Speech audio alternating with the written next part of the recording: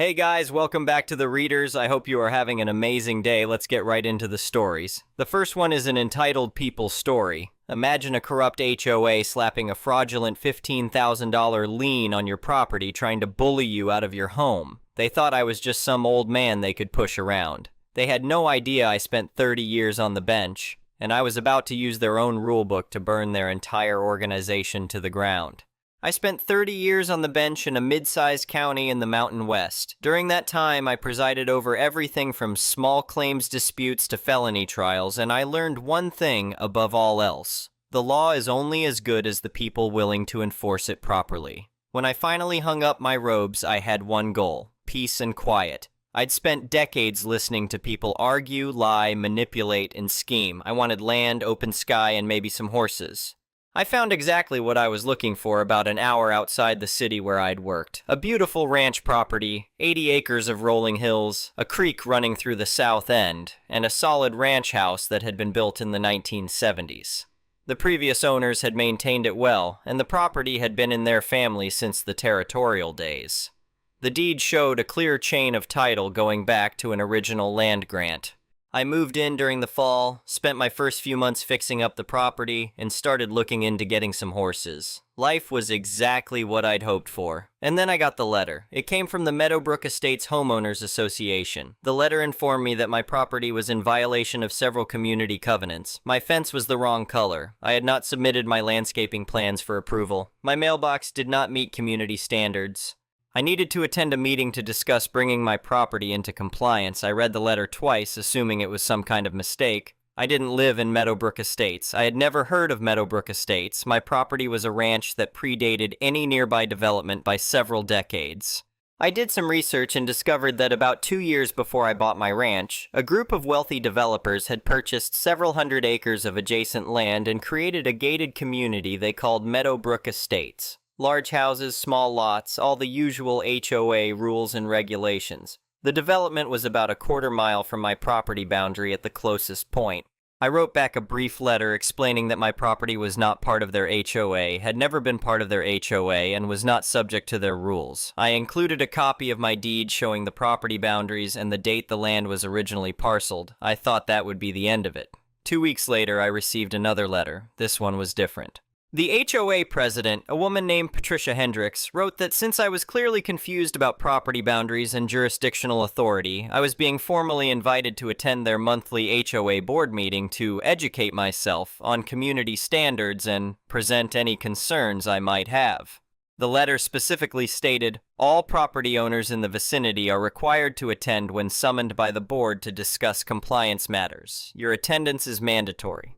Bring all documentation you believe supports your position. Now this was interesting. They were demanding I show up to their meeting and present my case. Fine, I'd comply with their demand exactly. I spent the next 2 weeks preparing. I gathered every piece of documentation related to my property. The original deed from when my land was first parceled out in the territorial days. Every subsequent deed transfer, survey maps, county records, the development plat for Meadowbrook Estates. And most importantly, I pulled every legal document related to their HOA formation that was part of the public record. I also prepared a 40-page legal brief analyzing their organizational structure, complete with citations to state HOA law, case precedents, and specific violations I had identified in their formation documents filed with the county. The night of the meeting, I showed up with 3 banker's boxes full of documents in my briefcase. The meeting was held in the community clubhouse, a large room with beige walls and fluorescent lighting. About 30 homeowners were present, along with the 5 board members seated at a table up front. Patricia Hendricks looked surprised to see me, and even more surprised at the boxes I was wheeling in on a dolly.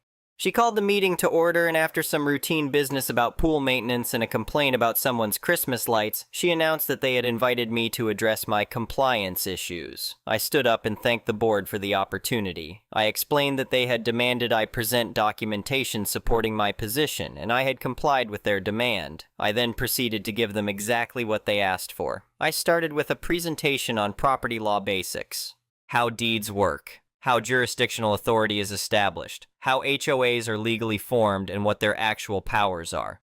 I watched several of the homeowners in the audience start to sit up straighter, paying closer attention, particularly when I explained that HOA authority only extends to properties that have explicitly agreed to be bound by the covenants. Then I moved into the specific facts. I presented my deed, clearly showing my property boundaries and the date of acquisition by my family decades before any of them had moved here. I showed the Meadowbrook Estates plat, showing how their development was entirely separate from my land with a clear gap between the two properties. Then came the fun part. I started walking through their HOA formation documents that were filed with the county clerk, pointing out every legal deficiency. The improper county registration where they had filed their covenants but failed to file several other required documents. The contradictory bylaws where Section 4.2 gave the board power to levy fines up to $500, but Section 7.1 said the maximum fine was $200. The failure to follow state law requirements for HOA formation, specifically the requirement that all board members be residents of the state for at least 1 year before serving, which at least 2 of their current board members clearly had not been based on the dates in their public records. The board members were getting visibly uncomfortable, whispering to each other. Patricia tried to interrupt twice, but I politely reminded her that they had demanded I present my documentation and concerns, and I was complying with their requirement. She sat back down, her face flushed. I spent 90 minutes systematically dismantling their legal authority, not just over my property, but potentially over their entire development. By the end, several homeowners in the audience were asking pointed questions about whether the HOA had any legitimate authority at all. One man in the back asked why the board had never provided copies of the formation documents to residents. A woman near the front wanted to know if the financial records were available for review. Patricia tried to dismiss everything I had presented, saying I didn't know what I was talking about, and their lawyers had assured them everything was proper. Her voice was tight, defensive. I smiled and mentioned that I had spent 30 years as a judge, including handling numerous HOA disputes. Perhaps their lawyers should review their work more carefully. Then I left copies of my full legal brief with the board secretary, as well as copies of the most problematic sections of their formation documents with my annotations. I thanked them again for demanding I present my case, packed up my boxes, and left. The next day, the HOA's harassment didn't stop. It got worse, but now homeowners within their own development were asking questions. Within a week, 3 different residents had contacted me asking for copies of my research. The board tried to suppress discussion, sending out an email telling homeowners that spreading misinformation about HOA governance was a violation of community standards, but the damage was done. More letters arrived at my mailbox, each one more insistent than the last. They claimed I was trespassing on HOA property when I rode my horse along a trail that had existed for decades, long before their development. They said my barn was an eyesore that violated community aesthetic standards. They threatened daily fines.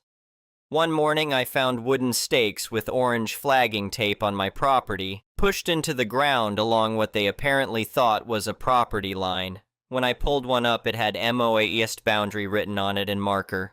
They had apparently sent someone out to mark what they believed was the boundary of their jurisdiction, trying to create some kind of visual evidence that my property fell within their authority. I pulled up all the stakes and threw them in my burn pile. The final straw came when I received a notice that the HOA had filed a lien against my property for unpaid HOA dues, fines, and assessments totaling $15,000, a lien on my property, for dues I had never owed to an organization I had never joined. I'll be honest, I was angry. Not the hot, impulsive kind of anger, but the cold, calculated kind that comes from decades of watching people abuse power. This wasn't a mistake anymore. This was intentional harassment, and they had now crossed a line into fraud. I filed suit in county court to remove the lien and for damages, but I didn't stop there. I requested every document related to the HOA's formation, operation, and finances through discovery, and when those documents arrived, I found something interesting. The HOA had been operating for 2 years, collecting dues, levying fines, and making decisions, but they had never actually completed the legal process to become a valid HOA under state law. Their formation documents were incomplete. They had failed to file required paperwork with the state.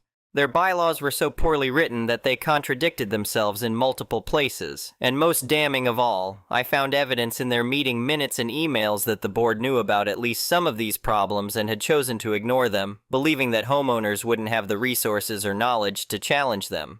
I also discovered that Patricia and 2 other board members had been using HOA funds for personal expenses.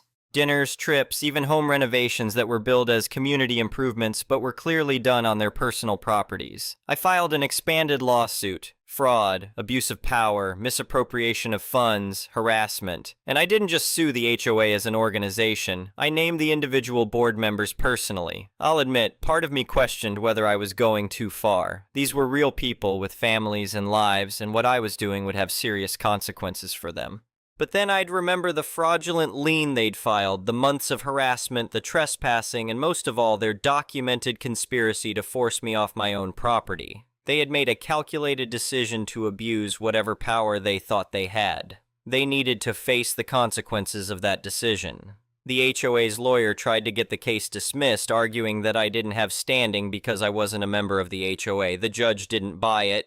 He pointed out that the HOA had taken concrete actions against me, including filing a lien, which gave me every right to challenge their authority. I filed a motion for partial summary judgment on the narrow issue of whether the HOA had any authority whatsoever over my property, including copies of my deed, their development plat, and a survey clearly showing my property was not part of Meadowbrook Estates and predated their development by decades. The judge granted my motion. The lien was removed, and the court ruled that the HOA had zero authority over my property. That should have been the end of it. But I wasn't done. With the discovery documents I had obtained, I started digging deeper into the HOA's operations. What I found was worse than I'd initially thought. The board had been systematically abusing their power for 2 years. They had levied excessive fines against homeowners for minor violations, sometimes inventing violations that didn't exist. They had refused to hold proper elections, keeping themselves in power through procedural manipulation. They had rewritten rules without homeowner approval, and they had created a culture of fear where homeowners were afraid to speak up because they knew the board would retaliate. I started reaching out to homeowners in the development, not to recruit them for anything, but simply to provide information. I gave them copies of the HOA's formation documents and pointed out the deficiencies. I explained their rights under state law. I showed them the financial records that revealed where their dues were actually going. The response was overwhelming. Dozens of homeowners had been unhappy with the board but felt powerless to do anything about it. Now they realized they weren't alone, and more importantly, they realized the board's power was built on a foundation of legal quicksand. A group of homeowners filed a formal complaint with the state attorney general's office alleging fraud and misappropriation of funds. Another group filed their own lawsuit against the board members personally. Meanwhile, my lawsuit moved forward. The HOA tried to settle, offering to drop all claims against me and pay my legal fees if I would drop the case. I refused. This wasn't about money. This was about accountability. We went to trial. It lasted 3 days. I represented myself, which raised a few eyebrows, but I knew the law and I knew my case. The HOA's lawyer tried to paint me as a vindictive old man with a grudge, but the documents spoke for themselves. The jury found in my favor on every count: fraud, harassment, intentional infliction of emotional distress. They awarded me actual damages for my legal fees and the cost of dealing with the fraudulent lien, and then they awarded punitive damages. The total was enough to effectively bankrupt the HOA, but the real damage wasn't the money, it was what came after. Patricia Hendricks resigned as HOA president within a week of the verdict. She sent out a terse email to the community saying she was stepping down for personal reasons. I heard from a neighbor that she and her husband sold their house at a loss and left town within 2 months. 2 other board members resigned shortly after. The remaining 2 tried to hold on, but at the next community meeting, the homeowners voted them out and elected an entirely new board. The new board's first act was to hire a lawyer to review the HOA's legal status. The lawyer confirmed what I had been saying all along. The HOA had never been properly formed under state law. They had 2 choices: go through the complete legal process to properly form the HOA, which would be expensive and time-consuming, or dissolve the organization entirely. The homeowners voted to dissolve it. Within 6 months, Meadowbrook Estates had no HOA at all. The common areas were transferred to a simple maintenance cooperative that handled basic services like road maintenance and snow removal, but had none of the power to levy fines or enforce aesthetic standards. The state attorney general's investigation led to criminal charges against Patricia and 1 other former board member for misappropriation of funds. Both took plea deals that included restitution and probation, avoiding jail time but carrying felony convictions. 1 board member, the treasurer who had signed off on all the questionable expenses, ended up being investigated by the IRS for unreported income. Apparently, some of those community improvement expenses had been on projects that directly benefited his property, which the IRS considered taxable income that he had failed to report. Another board member faced a lawsuit from a homeowner whose property had been damaged when the HOA hired an unlicensed contractor to do drainage work. The contractor had done shoddy work that caused flooding in the homeowner's basement, and when the homeowner sued, they discovered the board had failed to verify the contractor's license or insurance. The board member who had hired the contractor ended up settling that lawsuit out of his own pocket because the HOA had no money left after my judgment. As for me, I went back to my quiet retirement. I got those horses I'd been planning on. I fixed up my barn. I rode the trails on my property without anyone telling me I needed permission. And every morning when I have my coffee on the porch and look out at my 80 acres, I'm reminded of why the law exists in the first place. It's not just a set of rules, it's a framework for accountability, and when people abuse power, when they use positions of authority to harass and intimidate others, the law is there to remind them that power comes with responsibility. Did I go overboard? Maybe. Some people might say that a simple lawsuit to remove the lien would have been enough, but I'd spent 30 years watching people get away with abusing power because no one held them accountable.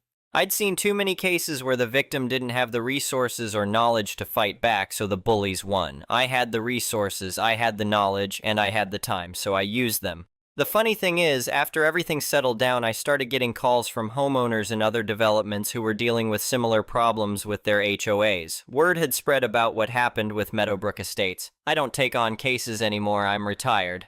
But I do provide advice, and I've helped several people navigate their own battles with overreaching HOA boards. There's a lesson in all of this, and it's one I tried to teach from the bench for 30 years. The law protects everyone equally, but only if people are willing to use it. Power unchecked will always be abused. It's human nature. But when someone stands up and says, no, you don't have the authority to do this, and then backs it up with facts and law, even the most entrenched power structure can crumble. Meadowbrook Estates is a quieter place now. The houses are still there, the gates still work, but the atmosphere has changed. People take care of their properties because they want to, not because some board is threatening them with fines. Neighbors help each other out. And from what I hear, property values actually went up after the HOA dissolved because people want to live in a place where they're treated like adults who can make their own decisions about their property. I still get a Christmas card every year from a few of the homeowners who were part of the effort to dissolve the HOA. They thank me for standing up to the board. I tell them they did the work themselves. I just showed them the door. They're the ones who walked through it. My property is still here, same as it's been for over a century. The creek still runs through the south end, the hills still roll, and I still have my peace and quiet. The only difference is that now I know exactly how far I'm willing to go to protect it.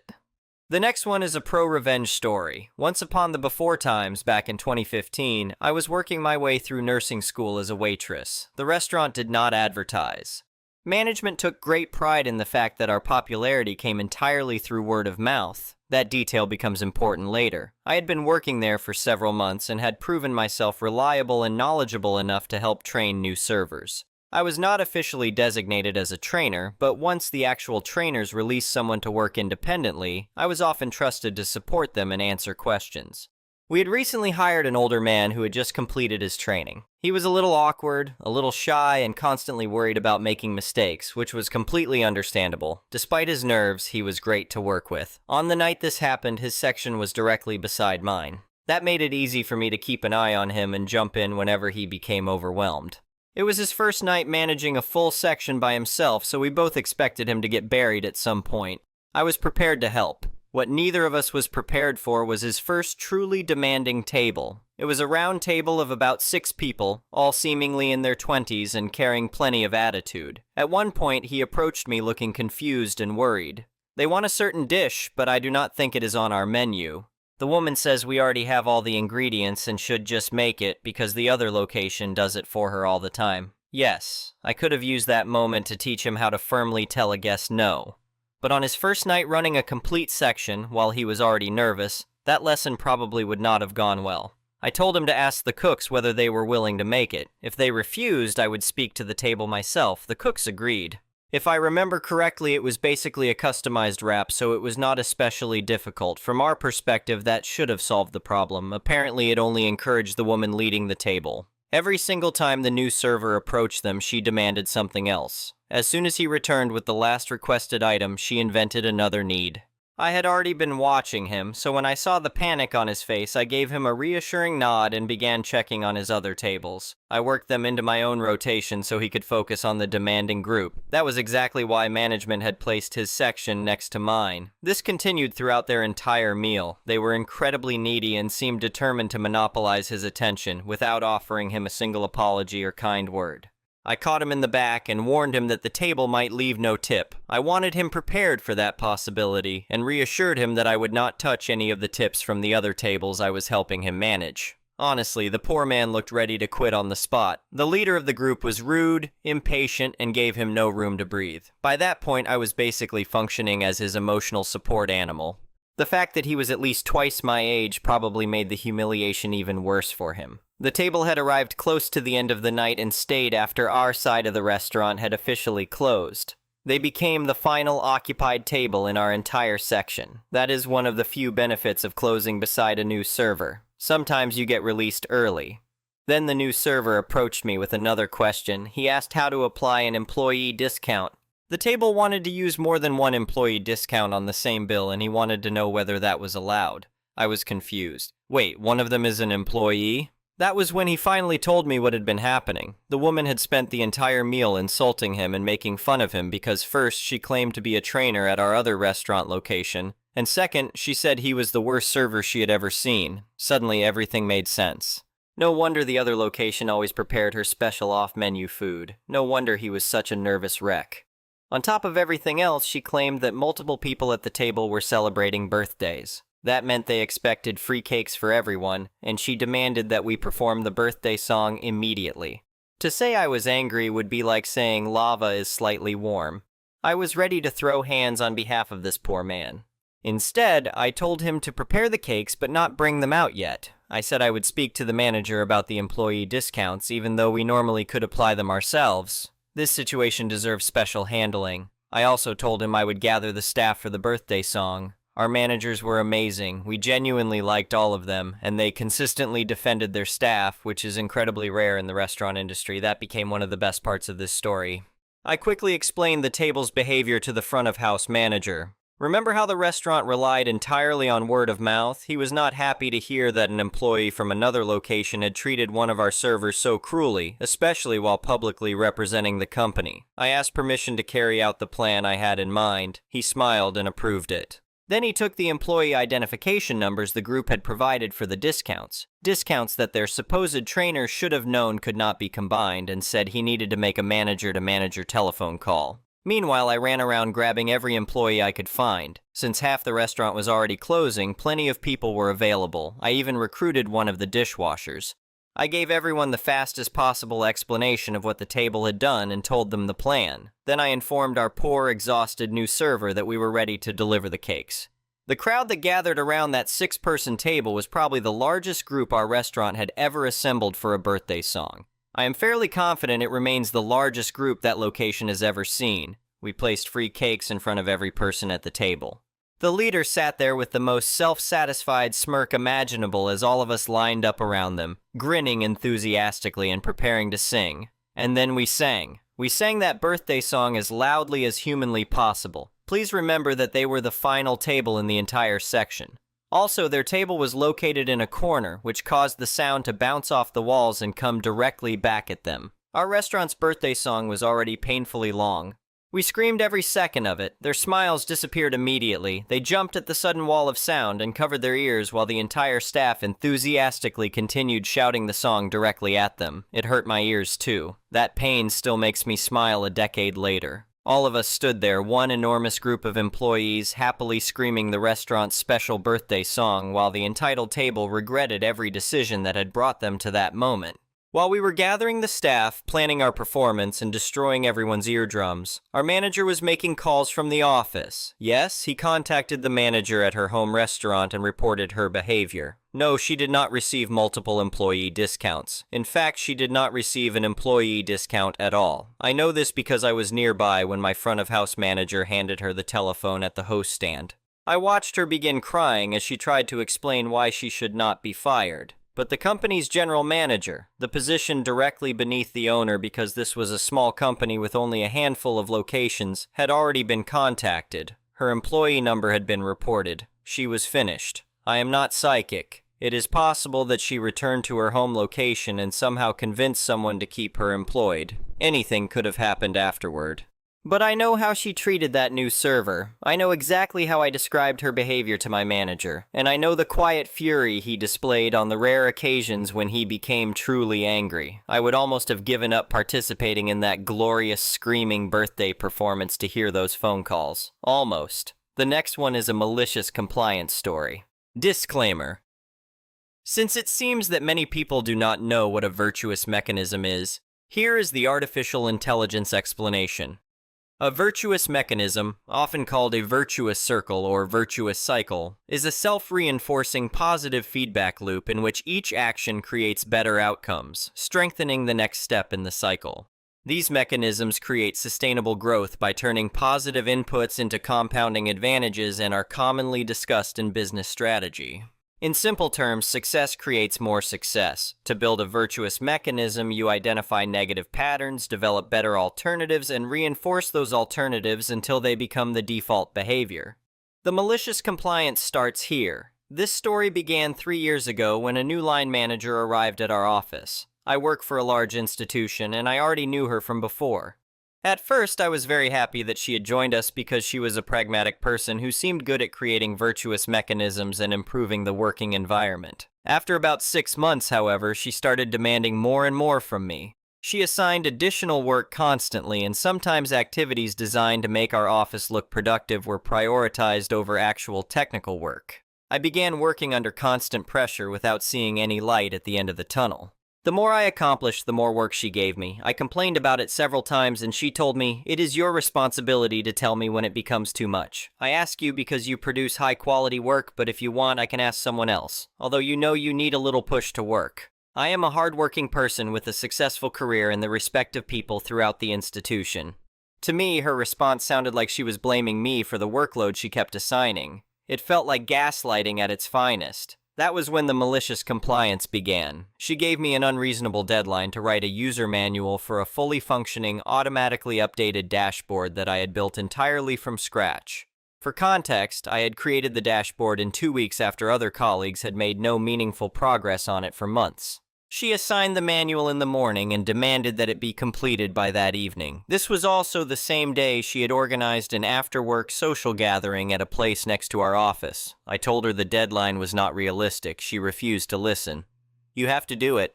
Fine. I worked on the manual, attended the gathering, and then, when everyone else went home, I returned to my desk and continued working. I made sure she saw that I was still there at 8:30 that evening. When she noticed me, she suddenly said that I had a family, that I should go home, and that the manual could be completed the following day. I replied that I had already told her the deadline was unreasonable, but she had refused to listen. Since she insisted that the manual had to be finished that day, she would receive it before midnight, and she did. The next day, she called me into her office and said it had been unnecessary for me to work so late. She told me that I needed to take better care of myself and spend more time with my family. I reminded her that I had said no, but she had refused to accept it.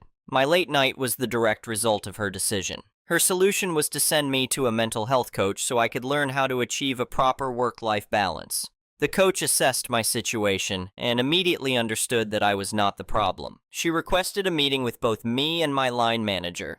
That was when the real surprise happened. During the meeting, my manager told the coach that pushing people to perform better was the only way to help them improve. The coach asked, "So, are you dissatisfied with his work?" My manager immediately started explaining that I was the best performing person in the entire office. At my next private session, the coach essentially said, "Your line manager is awful. You do not need work-life balance sessions.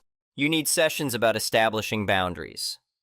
So that was what we did. Over 8 sessions, we worked through both real and hypothetical workplace situations. She taught me how to repeat my manager's own demands back to her in clear language so that everyone could hear how unreasonable they sounded. Eventually, the perfect opportunity arrived. During a unit meeting with all my colleagues present, my manager asked me to take on 2 new projects. This happened during an already intense period when we were overloaded with mandatory routine work. I replied, "If I understand correctly, you want me to complete these 2 new projects while we are already responsible for mandatory tasks A, B, C, D, E, F, and G. That is fine. I can complete the new projects with a deadline of 6 months. I will not finish them earlier because I need to maintain high-quality standards and a reasonable work-life balance. Take it or leave it." Because she had made the request in front of the entire team, she had backed herself into a corner and had to accept my schedule. She tried to push her preferred timeline a couple of times afterward, but I always reminded her of the agreement we had made publicly. From that moment on, she stopped assigning me extra work without first asking what I was already doing, how heavy my workload was, and how long the new activity would realistically take. A year later, I am currently working on a project she does not even know about. I am doing the work that is genuinely needed on a realistic schedule, rather than completing every pointless task she once wanted me to prioritize. She cannot complain because my optimization and efficiency projects produce real results. More importantly, I got my life back. So thank you, line manager, for arranging for the institution to pay for my coaching sessions. You wanted the coach to teach me how to work at your pace. Instead, she taught me how to stop you. Kiss, kiss. The next one is an entitled people story that happened a few years back. I was on a Southwest flight aisle seat, and we are all settled in our seats. I open my overhead vent as I run hot and like moving air. This woman next to me, without asking, reaches up to shut my vent. I asked her why she touching my vent, and she felt entitled to it because she was cold and didn't bring an outerwear. I reopened it, and not a minute later, she closed it again without asking. I had to be more firm and tell her, please don't touch it again. She calls a flight attendant, and we both explain the situation to her. Luckily, there's another middle seat that she moved to, so in the end, I got extra arm room and no one feeling entitled to my space. If she had asked nicely about turning down the vent, I'd happily accommodate to find middle ground. But if you pull the entitled card right away, then I will absolutely not give in. I'm so sick of entitled people. Anyway, thank you for watching.